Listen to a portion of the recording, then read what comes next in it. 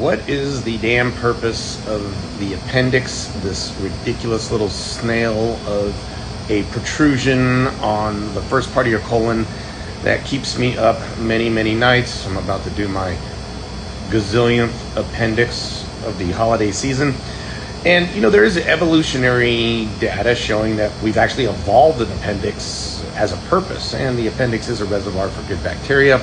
If you get your appendix out, it's basically benign, but there have been some studies showing that you're more likely to get C. diff infection and other GI-associated diarrheal illnesses.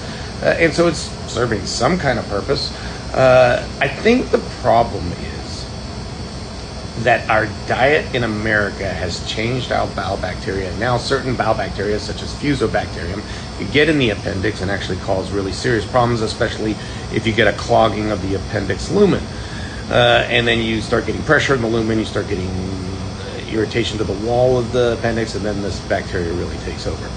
And it's interesting because there was a surgeon in London who was treating people from Uganda that were now living in London and then treating Anglo-Saxons. And he found that the people from Uganda had the same diseases. They had appendicitis and diverticulitis.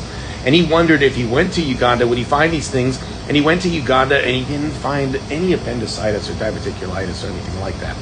And so he tried to decide what is the difference, and he basically decided the difference was the amount of fiber you eat. And it's interesting because a meta-analysis done here in the States showed a pretty good correlation between the amount of fiber you eat and the amount of appendix you get. The more fiber you eat, the less appendicitis. The more meat you eat, the more appendicitis. Which is not to mean that vegans won't get appendicitis, and it's not to mean that meat eaters will.